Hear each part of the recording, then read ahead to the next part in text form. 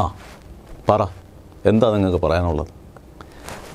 ഞാനെന്താ വീഡിയോയിൽ ഇങ്ങനെ നിൽക്കുന്നതെന്ന് നിങ്ങൾക്ക് തോന്നും അല്ലേ? കൈ കെട്ടിക്കൊണ്ട്. സാധാരണ നമ്മൾ കൈ കെട്ടിക്കൊണ്ട് നിൽക്കുമ്പോൾ അതിനെ പറയുന്നത് റെസിസ്റ്റിംഗ് ആണ്, ഡിഫൻസ് മെക്കാനിസം എന്ന് പറയും. നിങ്ങൾ ഒരാളുടെ അടുത്ത് കമ്മ്യൂണിക്കേറ്റ് ചെയ്യുമ്പോൾ അയാൾ കൈ കെട്ടിക്കൊണ്ട് നിൽക്കുന്നതെങ്കിൽ അത് സ്വീകരിക്കുന്നില്ല എന്നുള്ളതാണ് ബോഡി ലാംഗ്വേജ് സ്പെഷ്യലിസ്റ്റുകൾ പറയുന്നത്. പക്ഷേ ഇതെല്ലായിടത്തും അതുപോലെ റെസിസ്റ്റൻസ് ആവണമെന്നില്ല.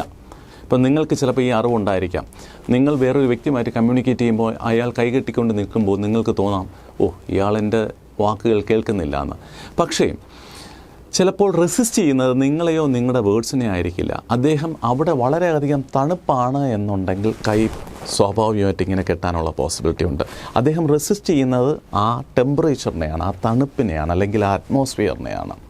ഇതുപോലെ പല രീതിയിലും പല കാര്യങ്ങളിലും നിങ്ങൾ റെസിസ്റ്റ് ചെയ്യാറുണ്ട്. നിങ്ങൾ ചിന്തിക്കും എൻ്റെ സംസാരമായിരിക്കും റെസിസ്റ്റ് ചെയ്യുന്നത്. നിങ്ങൾ ഒരു കേട്ടുകൊണ്ടിരിക്കുന്ന ഒരു വ്യക്തി ഹസ്ബൻഡാണ് അല്ലെങ്കിൽ വൈഫാണെങ്കിൽ ഹസ്ബൻഡ് വൈഫുമായിട്ടുള്ള കമ്മ്യൂണിക്കേഷനിൽ റെസിസ്റ്റ് ചെയ്യുന്നത് നിങ്ങളുടെ സംസാരമായിരിക്കില്ല. അവർക്ക് മുമ്പ് നടന്ന എന്തെങ്കിലും സംഭവങ്ങളായിരിക്കാം, അല്ലെങ്കിൽ അപ്പോഴുണ്ടായ എന്തെങ്കിലും ഇൻസിഡൻ്റ് ആയിരിക്കാം, അതല്ലെങ്കിൽ അവരുടെ ജോബുമായിട്ട് കണക്ട് ചെയ്തിട്ടുള്ള തോട്ടായിരിക്കാം. ഇത് തന്നെ പ്രൊഫഷണലും പേഴ്സണൽ ലൈഫിലും റെസിസ്റ്റൻസ് ഉണ്ടാക്കുന്നുണ്ട്. നമ്മൾ വിചാരിക്കും നമ്മളെയാണ് റെസിസ്റ്റ് ചെയ്യുന്നത്. അല്ല, അവരുടെ വേറെ എന്തോ ഇമോഷൻസിനെയാണ് റെസിസ്റ്റ് ചെയ്തുകൊണ്ടിരിക്കുന്നത്. ഇത് ഫൈൻഡ് ഔട്ട് ചെയ്യാൻ നമുക്ക് പറ്റുന്നില്ല. അതിനെ ബേസ് ചെയ്ത് കോൺഫ്ലിക്റ്റ് ഉണ്ടായിക്കൊണ്ടേയിരിക്കുന്നു. ഒരിക്കലും നിങ്ങളെന്നുള്ള വ്യക്തിയല്ല റെസിസ്റ്റ് ചെയ്യുന്നത്. ഇത് തിരിച്ചറിയാൻ നമ്മൾ ഔട്ട് ഓഫ് ബോക്സ് ചിന്തിക്കേണ്ടതാണ്. അവരുടെ ഡയമെൻഷനിലും കൂടെ നിന്ന് ചിന്തിക്കുകയാണെന്നുണ്ടെങ്കിൽ നിങ്ങളുടെ ലീഡർഷിപ്പ് ആംഗിളിൽ, ലീഡർഷിപ്പ് ലെവൽ നിങ്ങൾക്ക് ഒരു പടിയും കൂടെ എൻഹാൻസ് ചെയ്ത് ഡെവലപ്പ് ചെയ്യാൻ പറ്റും.